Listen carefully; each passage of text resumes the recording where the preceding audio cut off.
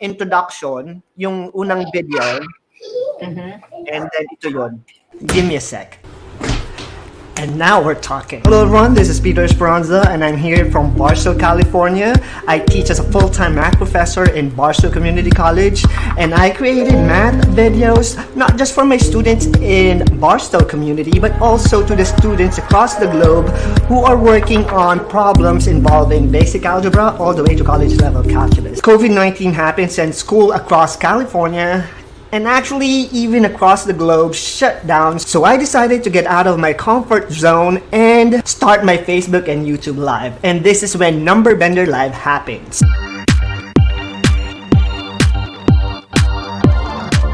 From my educator friends who are guesting in my Number Bender Live each week, every Monday morning at 9 a.m. in the Philippines. This is my way of helping out the Filipino teachers and educators as well as parents who are still uncertain on what to do come August 24th. That is the first day of school in the Philippines. And after 4 weeks of giving webinars, I was able to tackle how to perform assessments in a distance education, how to involve parents in a homeschool environment, how to ask higher education professors to give them their best practices on how to teach lessons online. And another reason why I'm giving out webinars is to encourage educators to become content creators like me. I know that it would greatly help students if there will be more content creators in the Philippines who speak the Filipino language to help out students in understanding core subject in our native tongue. And at this moment, together with Team Laika, teamed up with me and created this Facebook page, and we now have 86 Filipino content creators from subjects like PE all the way to English composition. This situation of school closing across the globe gave me the opportunity to think outside the box. Together with the Filipino teachers who are creating online content for the first time, I also started my TikTok math videos so that I'll be able to experience the journey with them whenever they create their content for the first time. I'm taking the advantage of having the technology to be able to reach out to our places in the Philippines to prepare educators and parents in bringing the best education at home in our new normal. This is Dr. Esperanza, and thank you for listening. Bye! Hello everyone! Good morning po sa lahat ng mga gumising na maaga ngayong Monday morning at isa na naman pong Number Bender Live ang mapapanood ninyo. And this time, it's going to be a little bit more exciting dahil po ito po yung isa sa mga topics na hindi ko master.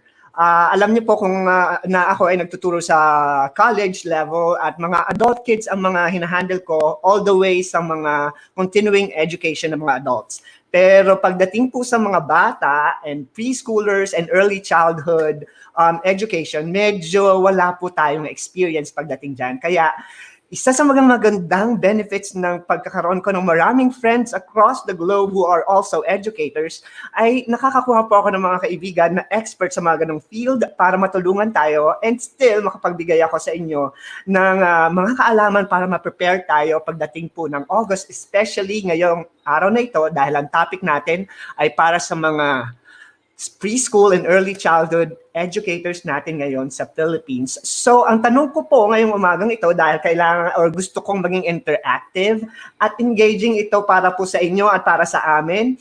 Ang question ko para sa inyo na gusto kong i-type nyo sa ating comment box right away kung meron kayong oras is kung ano na ba ang mga bagong kaalaman na natutunan nyo sa mga webinars na pinapanood nyo dito sa Number Bender Live. This is our 4th Number Bender Live. So I'm hoping meron na kayong mga natutunan dito sa ating mga webinars na binibigay. So I would love to hear from you. At kung bago kayo sa webinar namin or Number Bender Live, also let us know and tell me kung bakit kayo napadpad dito sa ating Number Bender Live ngayong Monday morning ng alas 9 ng umaga. And ngayong araw na ito ay binigyan tayo ng pagkakataon na mai-guest natin si Miss Nikki Samson Kagiwa. And to introduce my very good friend to all of you, pakita ko sa inyo yung... Okay lang to, Nikki, ha? Practice lang to. Pero si Paulo yung mag-ooperate nito, kaya kailangan ko siya para hindi ako ma-stress ng ganito. At si Nikki Samson Kagiwa po ay isang early childhood teacher sa New York City at siya po ay nag-umpisang magturo 20 years ago, not as a preschool or early childhood teacher but as an ed-tech professor sa De La Salle University. Galing po siya sa Philippines originally and nag-move po siya sa New York City noong 2006 to pursue her graduate studies. And eventually po, naging preschool teacher siya or early childhood educator noong 2007. So sa ngayon po, she has two wonderful kids, si Tony na 7 years old ngayon at si Gray na 4 years old. At syempre, siya po ngayon ay may bahay ni Mr. Anthony Kagiwa or Attorney Anthony Kagiwa na nagpa-practice ng law sa New York City. Now si Nikki, alam ko alam ko ay siya ay preschool teacher, but one fact about her is that Nikki doesn't only have degrees in mathematics, special education, and educational technology.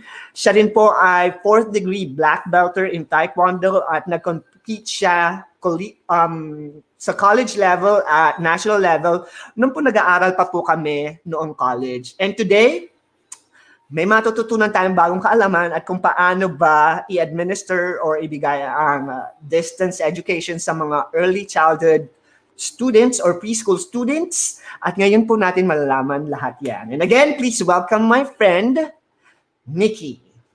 Hi, Nikki. And then yan, papasok ka na. Hi, Peter.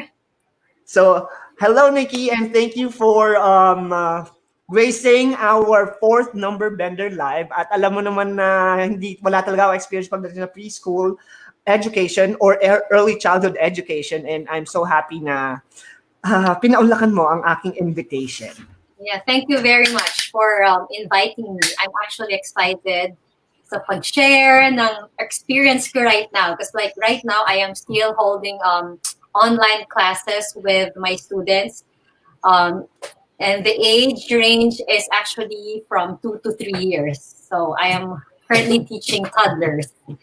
Yun. So si Teacher Nikki ba ang itatawag sa'yo or Ma'am Nikki? Or well, at the school, they go by Miss Samson, by your last name. Medyo mahirap Miss Kagiwa? Yeah. Well, wala pronounce ng Kagiwa, so they go by my Miss Samson sa school. Miss Samson. So Miss Samson na lang. Mm-hmm. So pwede kita tawagin Miss Samson. Yeah. Wala naman sila. Sige. So Miss Samson na lang yung i-address ko sa'yo. And then, umpisa na natin yung unang question. Pag na-introduce na kita, nag-hi ka lang quickly. So, Nikki. Very quick. Yeah, very quick lang. So syempre, iba pagdating sa live. Pero, so Nikki, nagtuturo ka na as preschool teacher or early childhood teachers for 18 years now. And ngayon na nag-move na tayo from traditional to distance learning. So, ang curious ako is dun sa parents. Kasi as preschooler, early childhood, yung parents or involvement ng parents is very important. So, how are parents paano mo na-orient yung mga parents mo nung nag-shift kayo from traditional to online instruction? Right. So it was a big preparation to deal with the parents first. It's like, some of the parents are okay with it. But like I would say 90% of my parents, they all work full-time. So since the pandemic, they all started working too. So, like for the first week na nag-online class kami, very, very short Zoom sessions lang. Hi, hello, kamusta yung mga bata? Or how do they feel? Una, ganun lang yung conversation namin. Because the parents were saying na it would be hard on their part kasi kailangan din nilang mag-work. So, they can't be with their kids online. And then yung iba naman, sabi nila, maraming mga parents that are very young kids. They don't want their kids in front of the computer. And then yung iba naman, they're completely okay. Kaso ang hirap is they leave the child on their own sa harap ng screen. So pag nangyayari yun, syempre yung bata, hindi na nagfo-focus kung ano-ano na yung mga ginagawa. May iba iniiwan yung screen. Ayun, totally, minsan ang kausap mo na lang magulang.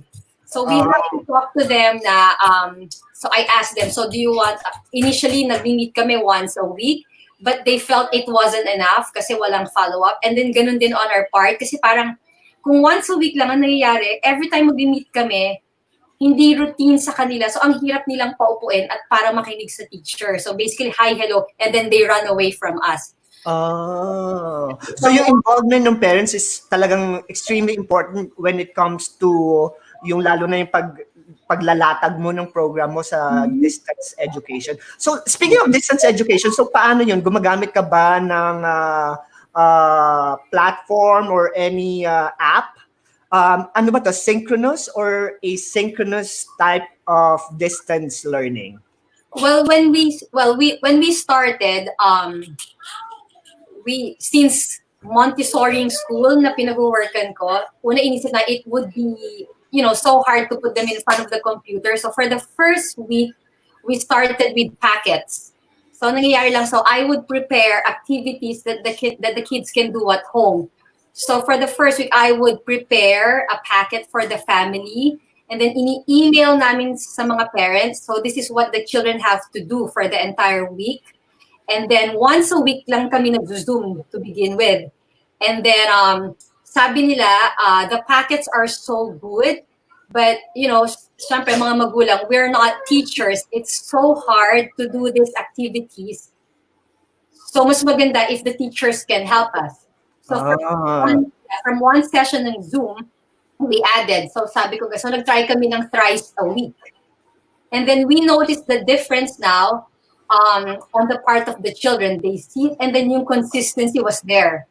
So from one day of Zoom, naging 3 days, and then eventually sinwitch ko siya, I would say after 3 weeks, after 2.5 weeks, nag-Zoom na kami every day. And then I asked the parents, are you willing to do this with me? Sabi kong ganon. I can do this Zoom session every day with your children for 20 to 30 minutes kasi yun lang attention span ng mga toddler. They're very young. And then when they said that the Zoom session is working, we want to meet you guys every day. So nung they were willing to participate with that, nag-full-time na ako na every day I have to meet them as if we were in a classroom every single day. So ano yan yung first week lang? So yung first week, every day nagzo-Zoom meeting kayo para makita ka ng mga bata sa bahay na? First week, once lang yung namin, Zooms. Tapos packets lang, email lang lahat, activities. And then from that one, nag-switch ako to thrice sa second week. On the third week, nag-full Zoom na kami. So yun yung transition. So from no Zoom to once a week Zoom to everyday Zoom? Yes. Parang mas naging frequent yung Zoom meeting mo with the kids. And then on the third week, I asked the parents na kasi like I meet them every morning for diba? Dun sa third week, I meet them every morning for about 20 to 30 minutes depending sa mga bata. So meron kaming group session. Actually nag-experiment pa ako na doing small class group tapos nag-big group, tapos eventually on the third week I made it into yung buong class kasi ang class ko lang naman sa New York kasi the maximum that we can have per class is just 10 toddlers. So 10 toddlers is ako tapos yung kasama kong teacher. So yung 10 kids na yon na kasama namin, so nung nag-group na kami, nagkaroon ng more interaction, right? Yeah.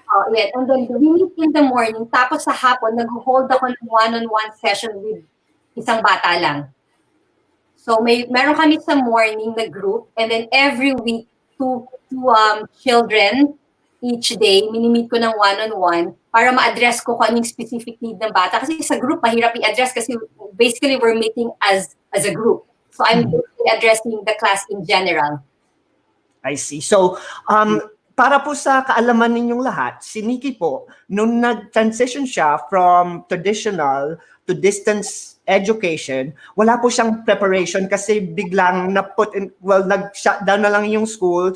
Sinabi ng New York City na wala nang papasok, and yun po yung naging sitwasyon niya. Ganun kasi hirap, ganun ka konti yung preparation time. Kaya napansin nyo, yung ginawa niyang strategy is parang trial and error somehow. Mula nung first week all the way to third week hanggang sa nakuha niya na yung routine niya para sa distance ed. At ito yung isa sa mga gusto kong i-share sa inyo dahil meron tayong yung advantage nyo as teachers sa Philippines is meron kayong time to prepare. So, nakikita nyo yung ginawa ni Miss Samson na lahat ginawa niya, tinry niya yung synchronous, tinry niya yung asynchronous, and right now, nagwo-work sa kanya is yung meron talagang interaction using Zoom meetings sa mga bata as frequent as possible. At hinati-hati pa niya sa grupo yon from the 10 kids para mas magkaroon siya ng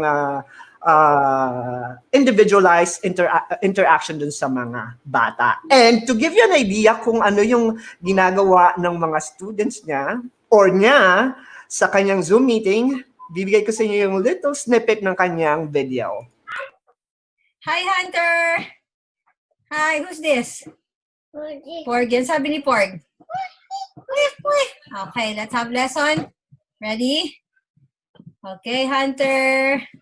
Let's do this. Let's learn the beginning sounds. Okay, what's this, Hunter? Ah. Okay. There I'll go around and going up. Yung hand mo rin. And going down. What's that sound again? Ah. Okay, let's see. What's this, Hunter? Ah. For? What's that? Astronaut. Very good. Ah. For astronaut. Good job. Here, baby. Next. Ah. For, what's that? Alligator. Say ah. Say ah. Alligator. At yan po si Hunter. Siya po yung pamangkin ni Nikki na tinuturuan niya through Zoom ng phonetics. I believe phonetics yun, Nikki, right? Correct. Right. So, ang curious ako kasi sa akin, sa mga college students ko at pati rin sa high school students, gumagamit kami ng LMS. Gumagamit ako ng Blackboard, gumagamit ako ng Canvas, gumagamit ako ng Google Classroom. Pag sa mga preschool students, gumagamit din ba kayo ng some sort of LMS or learning management system para sa pagtuturo nyo? Well, basically, like, kasi this is school, they just gave us the freedom, like, run your classroom the way you want to run it kasi iba-ibang approach. May mga iba kasi na anti-technology, and then, especially with younger children, like even myself, I love technology because that's my course. That's our course, Peter, yung college time. So when I started working with children, when I started working with children, then I realized that the technology has its advantage or disadvantage. Like with my own kids, once they have this technology, yung focus nila andun na, and then yung socialization part, pakonte ng pakonte. So as much as possible, I try to put away technology with my kids.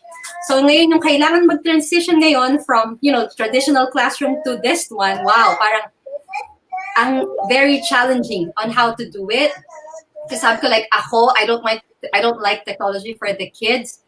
And yet now I have no choice but to do something to continue yung learning process, right? Yes. So in my case, very simple lang yung ginamit ko since nag-Zoom kami. What's the simplest way to incorporate yung classroom learning pa rin namin with the use of technology? So, with the simple PowerPoint lang, gumawa lang ako ng mga slides, a couple of hours preparation of the slides to present it to my children. Like, for example, yung nakita yung video si Hunter, yung phonetics. Sa school kasi normally, when I teach it, I have, a sandpaper letter. Here's an example. Kompleto ng gamit sa bahay. Ayan. Yan, meron pa tayong demo. Perfect. Yeah, for example, sa school, when I teach them, instead of ABC, we teach them phonetics, we teach them the sound because it's a good preparation for reading. For example, this one, sa school, normally, I would show them at yung 2 fingers ko, I would, feel it, and then, G. So, habang tinitrace to, na-embed sa mind nila na G is this direction, this is how you write it, G, which is andali, kasi na-feel nila eh. G.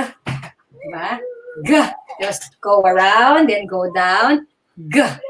So like, ang dali nilang matandaan. So sabi ko, how do I teach them, online? So instead na pag ginaganyan ko, which is, di ba, masyado namang inappropriate, right? Yes. So I said, I used PowerPoint, ginawa ko yung mga letters doon, and then I flash it sa screen nila, and then, I try to trace it there, nagpa-follow yung mga kids, and the parents actually sent me some of their pictures, yung bata tinitrace yung sa iPad nila, and they sound it out. And then, like first couple of sessions, nakita ko that they were really interacting with, with this kind of teaching method. So, na-realize ko na, wow, pwede pala. So, yung ginagawa ko sa classroom, I could actually deliver it online. So, very basic. PowerPoint, yung sa Zoom. And then, some teachers were kind of like, instead of sharing their own slide, they would go to YouTube. They would get, but, some parents were saying, based from experience na, because I tried it once, I tried to research some good lessons sa YouTube and try to share it to screen. Sabi ng parents, it's nice, but you can just share them the link. They can do that at their own time. Mm-hmm. So, mas magustuhan nila nung nag-prepare ako ng slide. And then, like I don't know if you have it, yung sa math, diba nung tinuturuan ko sila ng math, interactive talaga habang lumalabas sa screen nila, sumasagot yung mga bata instead of just watching or listening to a complete video sa YouTube. Yes. So, dito, sinare sa atin ni Nikki kung gaano ka-importante yung technology pagdating sa distance education sa mga early childhood education. So, gumagawa siya ng sarili niyang materials using PowerPoint or yung Keynote at yun yung nagsasubstitute dun sa before na nag-work at effectively working na method niya, yung sandpaper nga na ginagamit niya. So, gumawa siya ng substitute or way on how to substitute yung experience using technology. And to share with you a little bit of the contents, actually marami siyang contents na ipapakita at isi-share ko sa inyo. Ito yung isa sa mga content na aliw ako and hopefully magamit din ninyo sa pag tuturo nyo ng mga lessons nyo pagdating ng August. This one. That's part of the yellow gray. Yeah. 1, 2, 3, 4, 5, 6, 7. There are 7 continents, and the orange one is North America. The pink one is South America. What about the green one? Africa. Red is Europe. Yellow is the largest continent, and it is called. Asia. What's the smallest continent? Australia. And what color is it? Brown. Brown. And the white one is. Antarctica. Right, Antarctica. Now let's sing our song about the continents. Help mommy. Tell me the continent. Tell me the continent. Tell me it's North America, South America, Africa, Europe, and Asia. Don't forget Australia. Don't forget Antarctica. It's North America, South America, Africa, Europe, and Asia. At yun yung isa lang sa mga videos na ginawa ni Nikki na generously sinishare niya sa YouTube channel niya. So later on po, kung may time kayo, check nyo yung YouTube channel niya para magkaroon kayo ng idea kung paano niya or paano siya gumagawa ng content para doon sa mga students niya and also sa kids niya at pamangkin niya para maturuan niya nung mga lessons niya doon sa early childhood education. Now, syempre, gumagawa ka ng content, nakita ko yung mga contents na ginagawa mo na nakakaaliw, marami ako natutunan at marami akong nalibang ako sa panonood. So, advisable ba na ang teacher mismo ang gagawa ng content or would you advise them to also curate or use pre-existing content para sa mga students nila? So I tried doing both. I've mentioned a while ago, right? Naghanap ako sa YouTube or may mga ibang website where you can get good materials. Ang ganda. But iba yung effect kung yung gawa mo talaga and pinipresent mo yung slide. Nakita ko yung like how I do my lessons sa school. So ganun yung ginagawa ko right now sa slide. So mas focused yung mga bata. And then, ang maganda kasi like, it's like an aha moment for them. Lahat ng nakikita lang lumalabas bago sa screen nila. Eh yung mga iba sabi na, oh, I saw that already in YouTube. Ah. Oo. So, ang maganda ngayon, yung lesson namin, habang nagle-lesson kami sa class, with my own slide presentations na ginawa ko, nire-record ko yung session, and then I give them the link. So, ngayon ang ginagawa pa nga ng parents, instead of going to YouTube, ang pinapanood nila yung sariling video nila. So, natutuwa sila na review of what they've learned.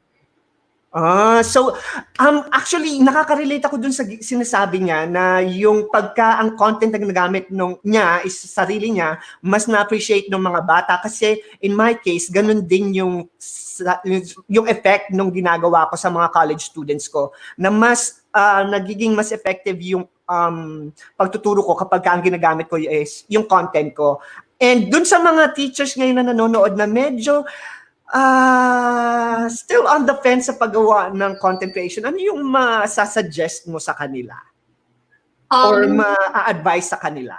Just be open, because I know like teaching young children, like in my case, it's really hard, nearly impossible, but we have no choice right now. At least you guys have time to prepare. Like in my case, pagka-shutdown ng Friday, I just have 1 week, and then Monday back to normal na kami by switching digitally, right? So, just take time, put a lot of effort in preparing your slides, and then it will all paid off. Like ako, I would spend hours and hours to prepare the slides. Pero once na pinresent mo sa class mo, tapos nakita mo na nakiki-interact sila and they're all focused, wow, nakakatawa yung output niya. And also, share ko lang yung conversation natin a few weeks ago nung in-invite kita dito sa sa Number Bender Live. Sinabi mo sa akin na bigla akong natauhan na, oo nga naman, hindi naman to panghabang buhay. Sandali lang naman to pagka natapos na tayo sa COVID-19 crisis. Babalik na ulit tayo dun sa mga traditional learning natin with added skills. So, dun ako na, oo nga, no? So mag-effort lang tayo dito sa ngayon dahil nga new normal, we're in an abnormal situation that would require, I guess, an abnormal solution. Kaya medyo yung comfort zone natin maapektuhan. So I guess yun yung nag-aha moment ko kay Nikki nung nagkwentuhan kami nung una kaming nagkwentuhan about dito sa Number Bender Live. And marami pa po tayong pag-uusapan ni Nikki. However, sundan muna natin yung mga questions natin kanina and makipag-interact. Dito lalabas yung mag-interact muna tayo. So magbe-break ka ng 30 minutes. Ay, hindi pala. Magbe-break ka ng 3 minutes and then mag-interact lang ako doon sa audience. So, okay. So mawawala ka ng konti. So maraming salamat sa mga nagko-comment ngayon, nagbibigay ng mga questions. Ang daming questions na lumalabas at mamaya po sasagutin namin yan sa pagkatapos ng second half ng aming discussion about early childhood education and distance learning. At sa mga kakatutok lang at na-late sa ating Number Bender Live, our guest for today is Miss Nikki Samson-Kagiwa. Siya po ay isang preschool teacher sa New York City na nag-migrate from traditional to online or distance education with very little preparation. At in-invite ko po siya dito sa ating Number Bender Live. Sa kagustuhan na rin ng ibang mga followers natin and subscribers na naghihingi ng advice kung paano daw nila isasagawa yung distance education kung ang tinuturuan nila ay yung mga maliliit na bata. So, dito po ngayon si Nikki ngayon para po i-share sa atin ang experience niya para pagdating po natin ng pasukan, medyo prepared na tayo doon sa mga pwede nating kaharapin pagdating ng August 24th. And para lang pong little mention doon sa aking partner school for today. If meron kayong mga bata na gustong matry ang online or distance ed at ma-practice kung ano ba ang mangyayari sa kanila pagdating ng August, you can check out idtech.com for their summer program. So, check nyo po yung website na yan na nag-offer po sila ng mga short courses for little kids like programming, robotics, para po ma-introduce na sa kanila yung online learning. So, yan po yung IDTech. Check nyo lang yung website na yan para po ma-feel na nila or makuha na nila yung first taste ng online education. And to give you another exciting lesson from Miss Nikki Samson Kagiwa, ito yung lesson na binigay niya uli kay Hunter, and join us in watching this. We're going to continue with our beginning sounds. Ready? What is this sound, Hunter? D. Can you say D? D. For. Let's see here first. So first you go down and go back to the middle and go around. D for. What's that? Dolphin. Dolphin. Dolphin begins with the sound D. Say D for dolphin. Let's see the next one. Next. D for. What's that? Duck. D for duck. What does a duck say? Quack. Quack. Yon. So yun po si Hunter, yung pamangkin ni Nikki na tinuturuan niya ng phonetics through technology. And nabanggit alam natin na si Nikki ay meron din degree sa special education. And curious lang ako kung ano yung take niya, kung paano naman natin gagawin yung distance learning sa mga special group of students natin. I know na hindi yun yung ginagawa mo ngayon, but I would appreciate it kung meron kang inputs. Paano nga ba natin gagawin yung distance learning if in case may special needs yung batang tinuturuan natin? You'll be more surprised because, like, meron akong child right now in my class who has special needs. Oh! You'll be surprised kasi may mga bata talaga who are more glued to the screen. And then ang napansin ko, well, ito yung sa classroom ko, they're like a little bit socially off. Pero dito sa online class, talagang they're nailing it. Because these children, like yung personally, like yung estudyante ko ngayon, very smart yung bata, very advanced.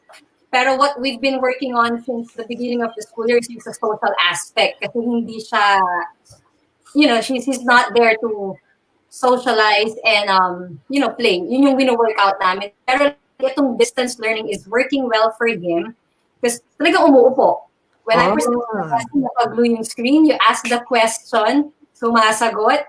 So ngayon, kasama siya dun sa group session namin. So every time I throw a question, he's always the first one to answer. So you'll be surprised na itong mga batang may special needs, actually, it fits, this kind of learning style fits them.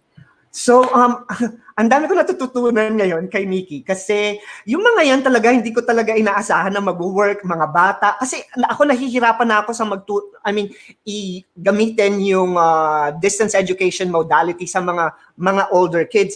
So, talagang nahihiwagaan ako kung paano yung ginagawa sa mga younger kids. And I'm really surprised na pati sa mga special ed, it's really a big win kasi mas na-appreciate ata nila yung ganitong modality of teaching. Right. Kaya, well, thank you, Nikki, for sharing that to us. And I'm sure maraming special ed teachers dito na nakikinig sa atin ngayon na medyo natatakot kung paano nga nila gagawin o gagamitin yung modality na ito. At since si teacher, ang hirap na, hindi ko alam, sasabi ko, Nikki, Miss Samson. Nikki na lang, stick to Nikki. Nikki na lang, no? Mag-stick na lang. Kasi mas komportable ako sa Nikki. Ako rin, friends ako pala eh. Pag tinawag mo akong Samson, maririnig sa kabila ng asawa ko na tinatawag na naman ako. I know. Actually, kaya nga ako medyo, baka naman sabihin sa akin ni Anthony, hindi ko siya nare-recognize. Sa school din, diba, I still go with Miss Samson kasi ang hirap i-pronounce yung last name. Like sa school, they were calling me Mrs. Konnichiwa nung bagong. So, I ended up sticking with the Samson, but I know he's somehow upset because I'm not using his last name. Sabi ko naman kasi, because I've been Miss Samson for like 10 years sa school and then so ang hirap. Pero just call me Nikki, mas madali. Nikki na lang para walang ma-offend. Sasabihin ka naman yung full name mo sa umpisa tsaka sa huli at tsaka sa gitna and everything. So, by Nikki na lang. Kasi yung yung tatay ko. Oo nga. And since si Nikki ay content creator din, so ito rin yung isa sa mga surprises na nalaman ko kay Nikki na sobrang tuwan-tuwa ako kasi sobrang, alam nyo naman po, ang advocacy ko is to help educators or to encourage more educators in becoming content creators. At si Nikki ay maraming content ngayon online na actually hindi ko siya sinabihan na gumawa ng content, bigla na lang ako nagulat, marami pala niyang content. At ito isa sa mga contents na tuwang-tuwa ako kasi kasama niya dito yung dalawang anak niya, si Tony at saka si Gray, sa pagtuturo ng counting. At panoorin natin to para mas magkaroon kayo ng idea kung ba't ako naaliw sa video na to. So what are this? Flowers. And what are they doing? They're They're moving. Let's count how many flowers do we have here. 1, 2, 3. Okay, let's check the next one. We're gonna have more games, Gray. Let's see if you can guess the answer. So how many tulip do you see on your screen? Is it 2? Is it 3? No. Is it 1? 1? Yes. Yes, Mommy, 1 flower. But why is it gonna bloom, Mommy? Not yet. Okay, let's go to the next one. How many flowers do you see on your screen? Let's count. Can we count, Ate? 1, No, 2, we can count it. 1, 1, 2, 2, 3, 4, 4, 5. Is it 1? No. And is it 3? No. And is it 5? Yeah. Let's see. Yes, it's 5 flowers. Next game. Yon, so andun po si Tony at saka si Gray, ang kanyang mga teaching assistants, doon po sa kanyang content. So, Nikki, ito ba intentional na gumagawa ka ng videos kasama yung mga kids mo para mag-benefit yung mga students mo, or natripan lang ng dalawang chikiting mo na sumama sa'yo habang naggagawa ka ng content? Well, like right now, yung slide na yan, yun yung slide na pinrepare ko for my toddler class. So, way younger yung mga bata na hinahandle ko. But, every time I hold my online class, yung mga anak ko, naririnig, minsan umuupo sa lap ko, nakikijoin sa class. So, since I find it very effective with my students and then even with my kids, so yung mga anak ko, Mommy, let's make a video, sabi gano'n. And then may pamangkin ako sa Philippines, may mga bata ron, tas lahat ng mga kaibigan ko are asking, what can I do with my kids? Ganyan, puro YouTube, ayaw nila. So sabi ko, let me just make a video with my own kids, and then I can share it with my friends na may mga anak who would benefit from it. And then bigla na lang may mga nagla-like, nag-share. Sabi ko, I might as well just share it. Kasi anything that can help right now, I'm happy to do that. I'm happy to share. So Thank you for sharing, because ako, hindi naman ako preschool teacher, pero nahali ako pag nanonood ako ng mga videos mo. So what more dun sa mga preschool teachers na nangangailangan ng mga contents na tulad na yan. So may effect ba sa tingin mo? I mean, hindi to research, but mas effective ba pagkakasama mo sila, Gray, dun sa content mo, or yung ikaw lang pag pinapakita mo yun sa mga students mo? Well, kasi like pag nagre-lesson ako, diba ako lang, tapos yung mga students ko. Ngayon, pero pag ni-record ko naman siya, so ano dun din yung mga kids ko. So it's kind of like replacing Tony and Gray. Never akong gumawa ng lesson talaga na share online na purely ako.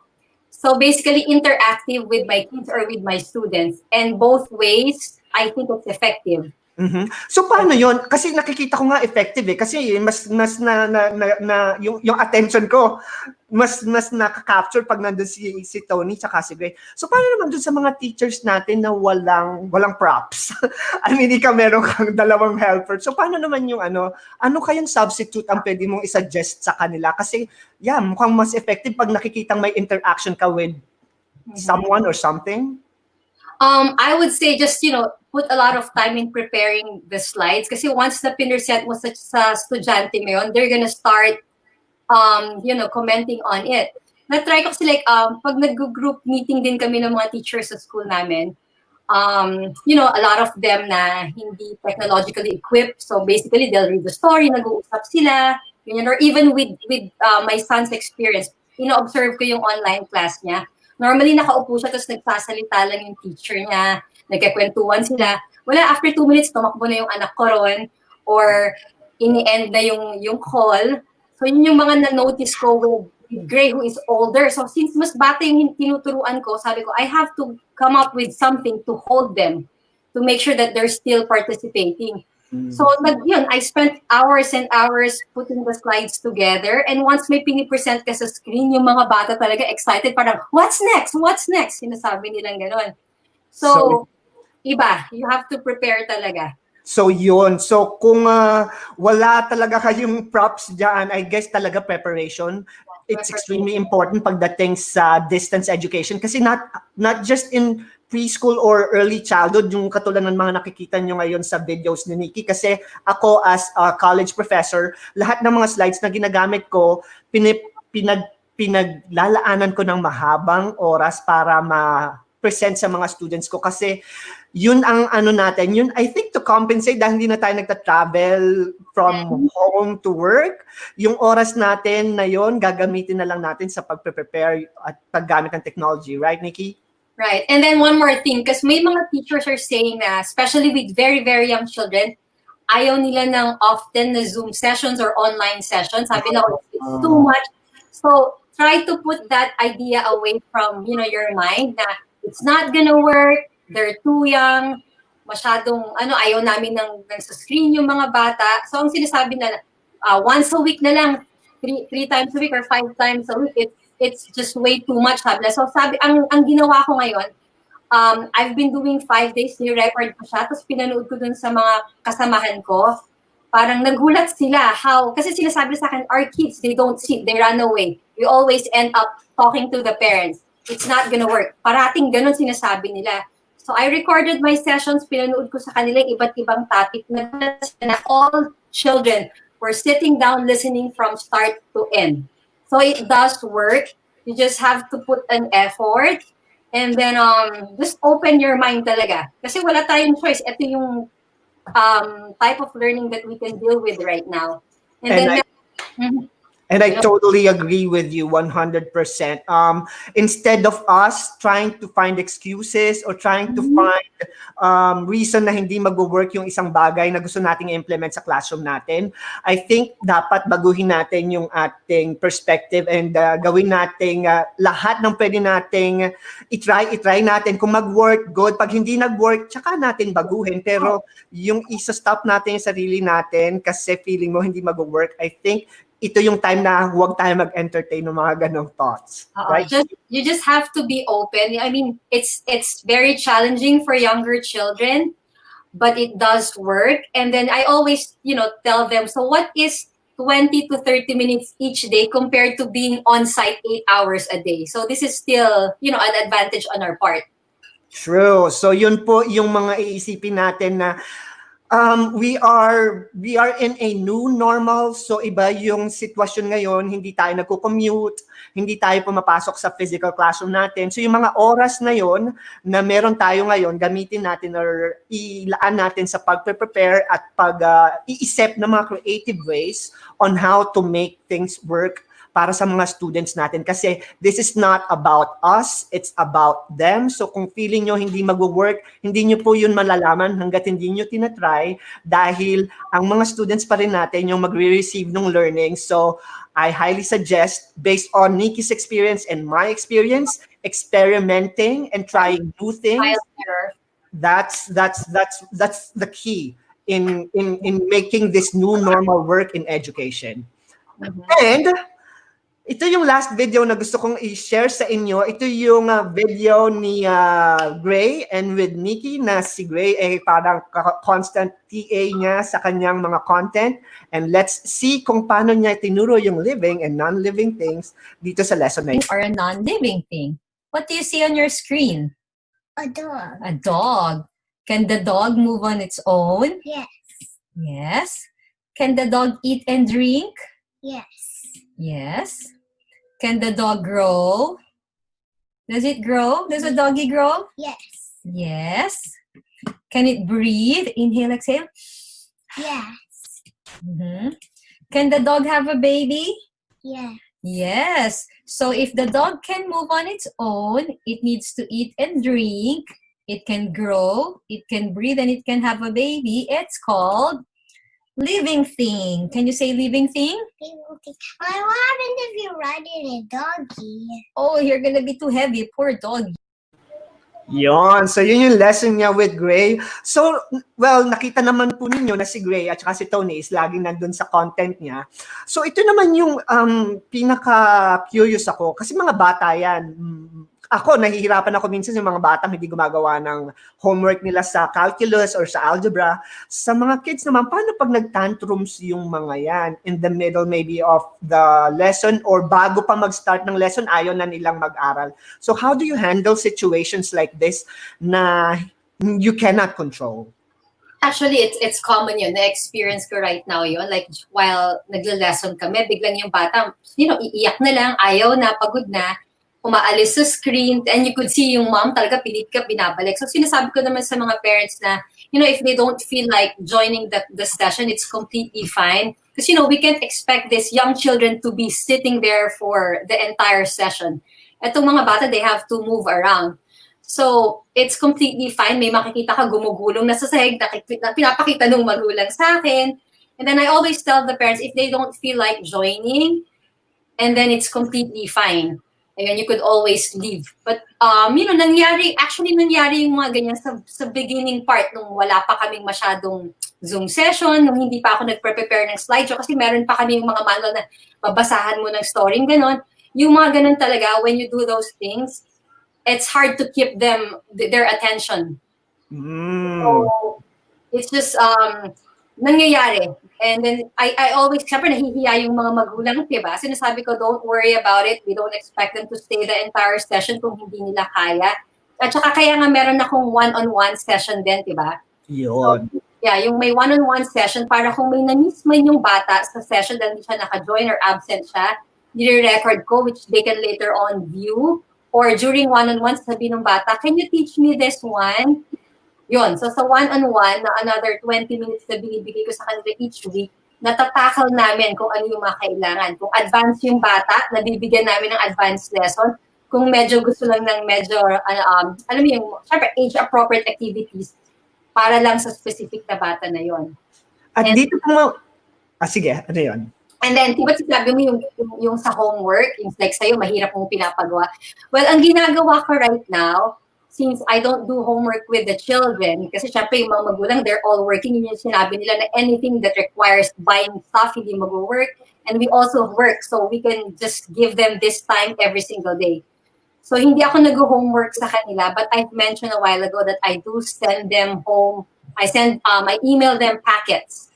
So these are activity packets that they can do at home, na hindi, mostly, I wouldn't say very academic. Yung academic part, binibigay ko during online session. Pero yung activities na gagawin nila for the rest of the week, I always tell the parents, just do what works for the family. And these are always fun activity, like mga bubble painting, mga ganon. And I sent you some examples, di ba? May mga files sa'yo, Peter. Yes. Etong mga activities, less stressful on the part of the parents, more of like just keeping the kids busy at home. Para habang nag-work si mommy and daddy at home, meron din silang pwedeng gawin. Yes. And then, no stress, no pressure. It's just an activity for them sa bahay.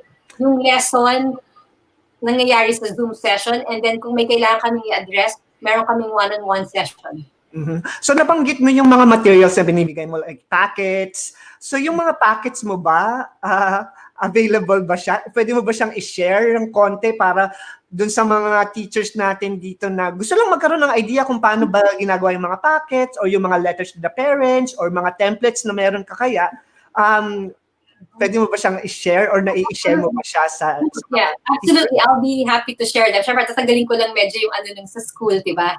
Kasi alam mo naman school dito, they're very protective sa mga lalo. Kaya hindi ko ma-share yung ibang magagandang videos. Maganda sana yung video with my entire class para makita din na nag-interact. Kasi I'm not allowed to share because sa mga photo, yung mga pictures ng mga bata, hindi ako allowed to do that. Yeah. And kung gusto ka nilang kontakin, email to ask for some, I don't know, advice or help or suggestions, iko-contact ka ba lang nila sa Facebook page mo or email or something? What do you usually do, Peter? I don't know. Like, I can give them my email or may Facebook din naman. Although yung Facebook ko, I think, nasa friends lang, hindi ko pinublik. Yeah. Ang daming nangyayari right now, right? So, kung meron kayong tanong kay Teacher Nikki, sa akin nyo po ipaabot, i-ano nyo doon sa Facebook page ko, yun na lang gagawin natin, Nikki. Para hindi ka na ma-bombard ng mga email, sa akin na lang doon sa Facebook page. So, sa mga teachers dito na gustong makakuha nung a little bit of template na binibigay ni Nikki, gagawa po ako ng link down below at ako na po ang mag-share nung mga ginagamit ni Nikki sa mga parents at mga students niya na mga packets na pwede yung kunan ng idea. Siyempre, hindi naman yung pambuong taon. Kunan nyo ng idea para yun yung maging template nyo at yun yung pwede nyo gawin, i-reproduce at gawa ng 1-year lesson according dun sa ganong template. At yun. So, this time around, sasagutin na po namin yung mga Q&A nyo na isinulat at tinype kanina. So, dito na yung Q&A. So, pagkatapos na ng last question natin is tantrum. Tantrum yun na. So, and then, may lalabas ng mga tanong, i-introduce ko lang yung mga tanong, dito yun sa comment section. Mahaba yan, dadami yan, pero ito yung itsura nung interface. And then makikita natin doon sa screen, then babasahin ko, and then sasagutin natin. Okay. So, ga-appear yung question mismo? Yeah. As in, nakikita mo sa screen? Okay. Yes. So, para to engage yung mga teachers natin na nanonood. Actually, effective talaga tong StreamYard na to kasi sa Zoom kasi walang ganito eh. Oo nga. Pag gusto kasi nila, gusto ng mga nanonood, para mga preschool students din natin, pag may interaction, mas okay. So yan, so babasa lang tayo ng 5 or 10 tanong, depende sa sa time na meron tayo. Pero yun na yun. Tapos and then mag-goodbye na tayo. Hello, thank you for watching and see you all next week. Para sa Normally, how long yung session mo pag nagaganto ka? Talagang pag isang oras lang, and then yung interview, as in yung 5 minutes lang, 6 minutes talagang nako-concise. Pero pag nagpa-practice, laging mahaba kasi pag pinanood ko na doon ko na na-edit sa utak ko kung paano natin gagawin yung interaction natin. Okay. So, lagi mahaba yan. So, more than an hour na ata tayo nagsasalita. I-end broadcast na nga natin to para mamaya. So, pag na-end broadcast ko